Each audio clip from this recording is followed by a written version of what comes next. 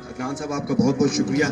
और बच्चों से बात करता हूँ, एक बच्चों से छोटी सी बात करनी है कि ये जो यूनिफाइड स्पोर्ट है, और टीचर से बात करनी है, यूनिफाइड जो स्पोर्ट्स है इसका मकसद क्या है। इसका मकसद ये है, कैलिफोर्निया यूनिवर्सिटी की एक रिसर्च थी जिसने बताया कि दुनिया में खुश रहने के लिए जो सबसे प्यारी चीज़ होती है वो क्या है।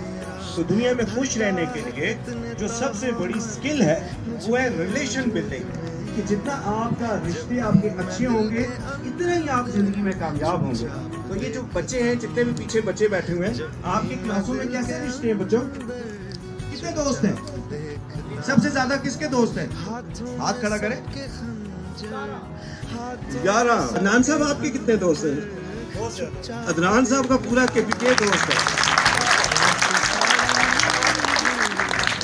तो इस यूनिफाइड स्पोर्ट का मकसद ये है कि हमारी दोस्तियां अच्छी हो जाए, हमें दोस्ती करनी आ जाए। और ये दोस्ती करनी उस वक्त आती है जब हम इन स्पेशल नीड्स बच्चों के साथ मोहब्बत खुलूस के साथ दोस्ती करते हैं, प्यार करते हैं।